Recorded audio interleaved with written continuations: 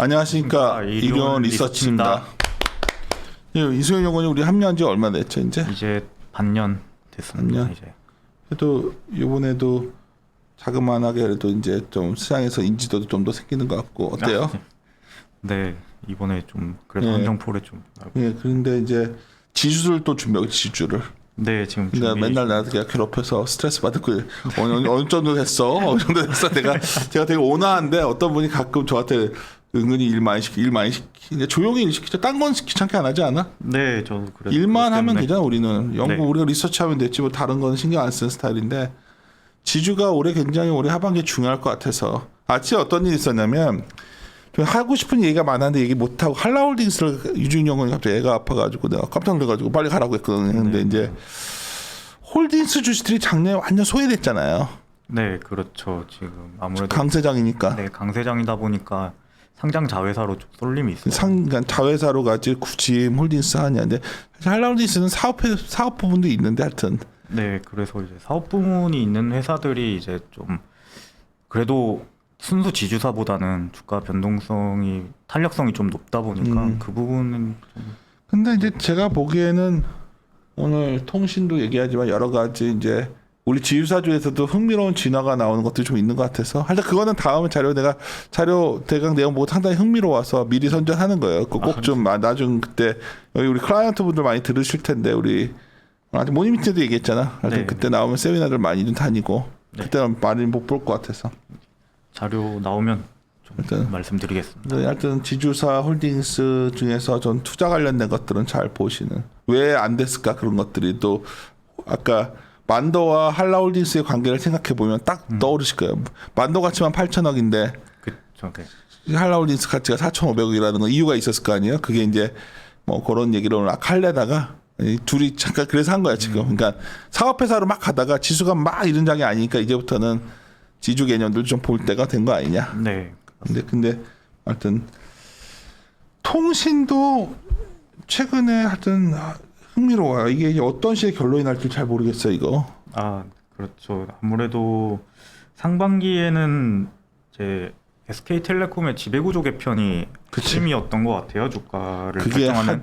그게 이제 정돈된 거죠. SK 지배구조. 저 이제는 뭐 분할 비율부터 해서 이제 일정까지 다 나왔기 때문에 그쵸. 그 부분에 대한 이슈는 이제 정리가 됐다라고. SK 그룹이 그래서 재밌겠지 않을까요? 그러니까 오케이. 네, 그래서 이제 저는 다시 이제 하반기부터 뭘 봐야 될까를 좀 생각을 하다가 이제 아무래도 3월에 냈던 이니 자료에 좀 업데이트라고 봐주시면 될 것 같아요. 그래서 좀 특화망에 대해서 좀 말씀을 드리려고 자료를 냈고요. 최근에 좀 뉴스플로우를 보면은 특화망과 관련된 좀 기사들이 좀 나오기 시작을 하고 추가적으로 이제 B2B 관련한 기사들이 좀 통신 쪽에서 많이 나오고 있어요.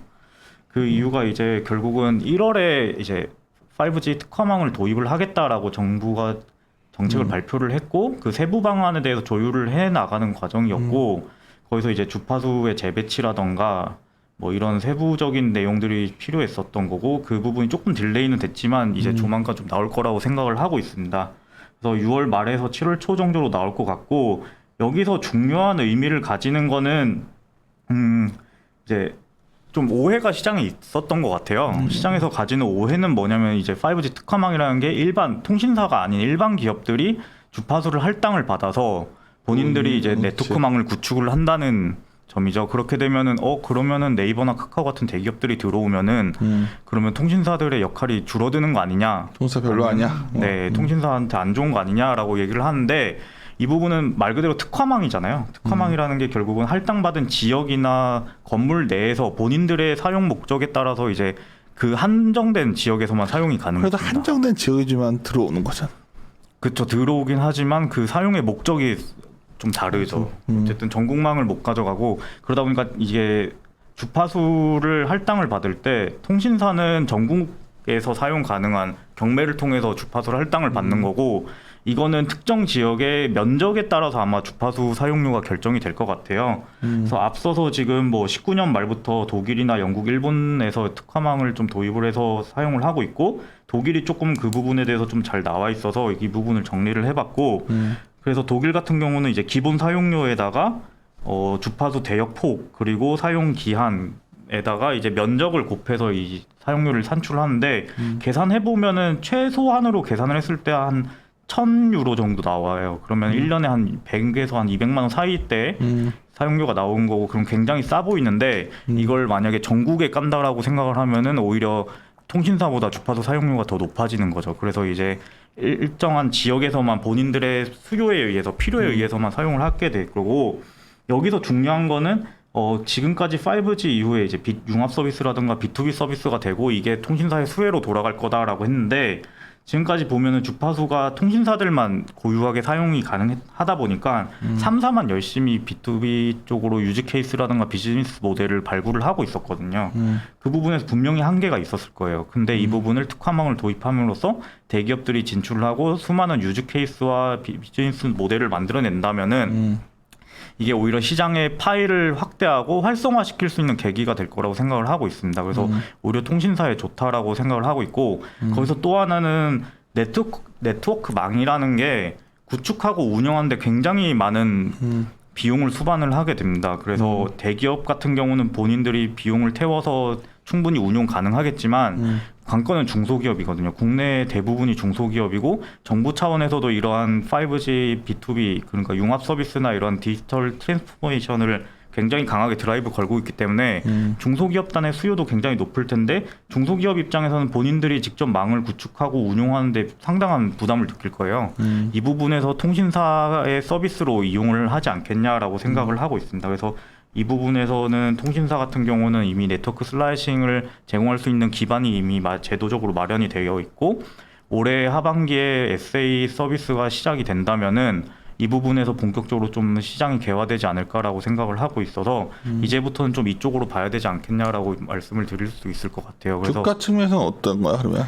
주가 측면에서는 어쨌든 이러한 것들이 생겨날 거다라는 건 이미 시장에서 알고 있는 거고, 그게 본격적으로 탄력적으로 붙는 게 중요할 것 같아요. 근데 그 시기적으로 봤을 때는 분명히 B2B 용도이기 때문에 시간적으로 필요할 테고, 그 전까지는 지금은 제가 전에도 말씀드렸다시피 이제 올해 5G 가입자 수 비중이 한 40%로 돌아서고 40%까지 올라오고 그렇게 되면은 BEP 수준까지 도달을 하기 때문에 거기서부터 이익이 나기 시작을 할 테니까 그 다음에 성장은 이제 B2B에서 나올 거라는 말씀이신 거죠. 그래서 좀 장기적인 관점에서 접근을 했을 때 이제 B2B 쪽으로 봐야 되는 시기가 이제 오고 있지 않냐 이렇게 생각을 하고 있습니다. 그래서 앞서 뭐 이니 자료에서도 말씀드렸듯이 통신사가 작년에 이제 유무선 통신으로 매출이 한 30조 원 정도 나왔거든요.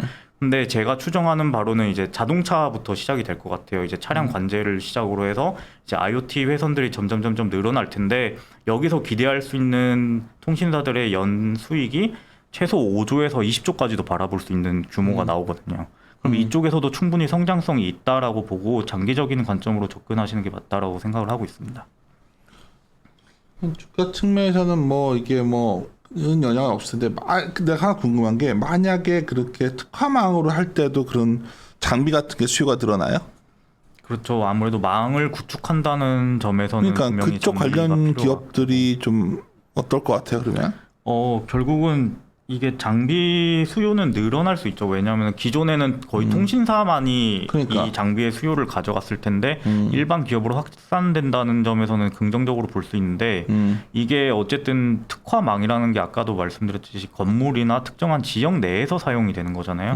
그리고 통신사는 전국에 걸쳐서 이거를 망을 설치를 하는 거기 때문에 여기서 분명히 규모 쪽에서는 분명히 차이가 있을 거라고 생각을 하고 있습니다. 그래서 이게 얼마나 확산이 돼서 커지는지에 따라서 좀 장비주는 봐야 될 것 같고요. 그 장비가 만약에 이 부분이 확실하게 커진다면은 장비주한테는 새로운 시장이 열리는 거니까. 장비들이 워낙 이렇게 좀 조생하신 분들이 많다 보니까 이런 거가 좀 계기가 될 수 있는지 궁금해들 하시더라고요. 네, 그래서 이 부분은 시장이 확실히 새로운 시장이 열린다는 관점에서는 긍정적으로 볼 수 있을 것 같습니다. 그래요. 이것도 뭐 통신 이것도 중요하지만 결국 이게 관련된 어떤 기업들, 우리가 이제 기업을 커버하면 얘기하기가 편할 텐데 뭐 그런 것들은 다른 분들의 영역인 것 같고, 확실히 좀 긍정적인 모멘텀을 받는 기업들도 좀 나올 것 같아서 딱 떠올리실 거예요. 연상되실 거예요. 어떤 기업들인지. 그런 기업들은 좀 더 탐방을 갔다 오시던지 확인해보고, 이승현 연구원이 지주사를 내가 안 시켰으면 그거 다 조사라고 할 텐데 지금 지주사가 우선이기 때문에 지주사가 그 부분들은 양 유동도 선에서 제가 할 수밖에 없다는 것도 양해 바랍니다. 예, 마무리 짓도록 하겠습니다. 예, 함께 고민하시죠.